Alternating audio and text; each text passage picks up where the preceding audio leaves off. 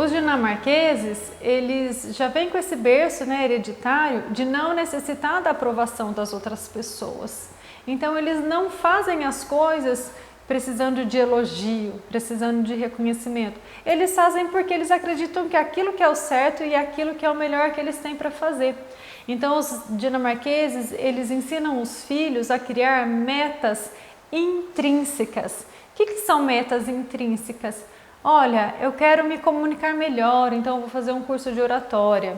Eu quero ter mais paciência, então eu vou ter que aprender a relaxar mais, a meditar, a fazer alguma coisa que me acalme. São coisas que desenvolvem nós como pessoas, como seres humanos. Diferente de colocar metas extrínsecas, por exemplo, eu quero ganhar tanto de dinheiro para comprar um carro no final do ano. Eu quero trocar minha casa, então eu preciso vender tanto no meu negócio. Metas extrínsecas, elas são muito importantes na vida, né? Porque nos ajudam a prosperar. Só que elas não trazem o sentimento de satisfação plena, de nossa, estou muito bem satisfeito e realizado. O que gera esse sentimento e essa sensação é quando a gente atinge as nossas metas intrínsecas. São aquelas metas que fazem com que a gente se veja como uma pessoa melhor, como algo que nos fez evoluir, que está ligado à nossa essência e àquilo que a gente realmente é, com o que a gente pode contribuir de melhor no nosso mundo, seja com os nossos talentos, com o trabalho que a gente realiza. Então isso está muito evidente na sociedade hoje em dia. Os jovens, por exemplo, eles não querem trabalhar mais por um emprego, por um salário. Eles querem contribuir com um propósito, com algo maior.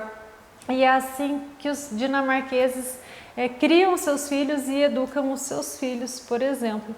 Então, eles vão sempre trabalhar para desenvolver um modelo mental de crescimento. Eles vão sempre colocar o foco no aprendizado. O mais importante para eles é o que a criança está fazendo na escola, se ela está se desenvolvendo, se ela está aprendendo. O resultado da prova, o resultado na competição, no time de futebol ou na natação, não importa. O importante é o que essa criança está aprendendo com o dia a dia, com essas atividades e com essa prática desses esportes. Para eles, isso é o que importa. E aí isso gera uma consequência muito interessante. Os dinamarqueses, eles acreditam que os elogios, eles enfraquecem as crianças. Porque quando eu elogio, faço um elogio, por mais que ele seja sincero, mas eles entendem o elogio como algo superficial, que não me orienta para onde eu devo seguir e nem contribui para o meu crescimento pessoal, para o meu desenvolvimento pessoal. Então se eu digo, nossa, como você jogou bem hoje, você foi muito bem. Legal, a criança na hora se sente bem, mas isso não deu nenhum recurso para ela saber onde ela pode melhorar. E eles acreditam que sempre há espaço para se desenvolver mais e melhorar.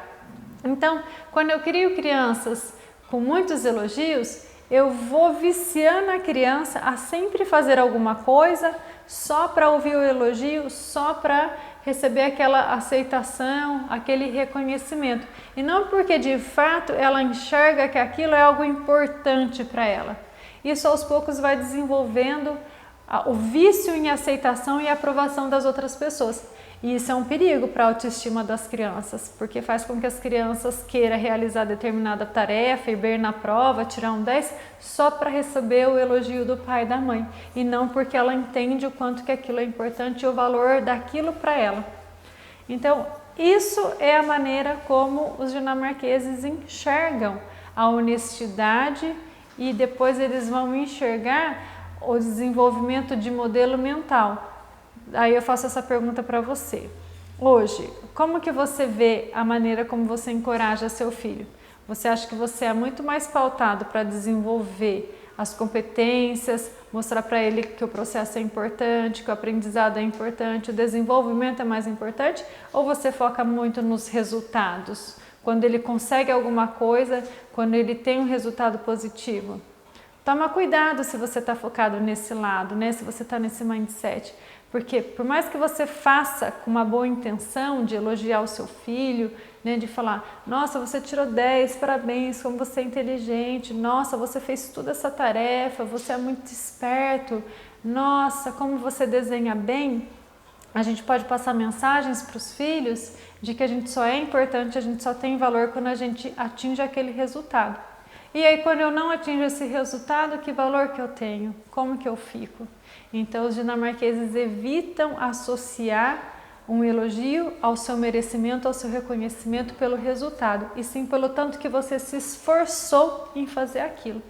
E eles fazem isso desde pequeno com as crianças. Então, por exemplo, quando a criança está fazendo um desenho, ela pinta lá e mostra para o pai e para a mãe, os pais lá dificilmente vão falar, nossa, que desenho lindo. Muito provavelmente você vai ver o pai fazendo perguntas sobre o desenho, vai falar, o que você quis pintar aqui? O que você achou da cor que você usou?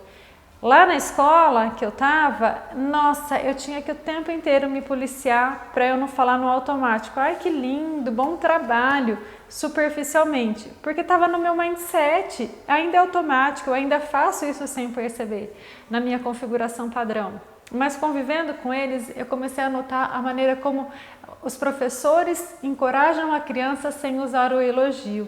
Então, olha só que interessante, eu lembro muito bem do dia que uma menininha veio e entregou um desenho que estava todo rabiscado e a professora, era um rabisco, e a professora estava ali fazendo outras coisas, estava atarefada, ela não teve o tempo de olhar, se conectar com a criança e ter a curiosidade de saber, nossa, o que você desenhou, que interessante, mas por que você fez isso? Isso requer tempo, requer que a gente esteja presente, consciente no que está fazendo.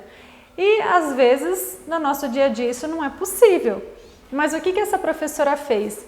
Ela olhou para a criança, ela deu um olhar de encorajamento, um olhar bem profundo, olhando nos olhos da criança, e ela fez assim, esse desenho é para mim? Muito obrigada, eu agradeço por você ter lembrado de mim.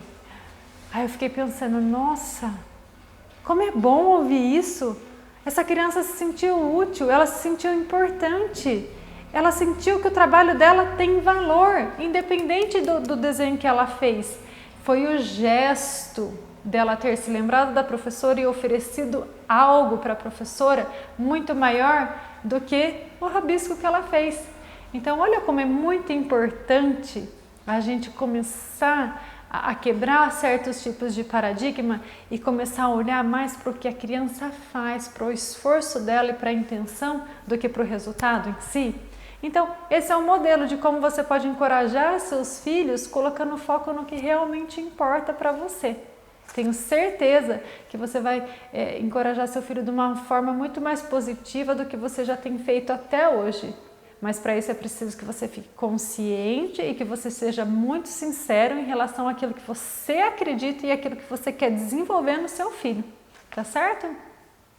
Então, esses foram alguns exemplos de como os dinamarqueses são sinceros em relação a tudo com as crianças e evitam de supervalorizar, estimular com elogios que são bons, agradam, mas que não trazem muitos resultados e muitas informações de como agir nos momentos difíceis. Não ensinam resiliência para as crianças.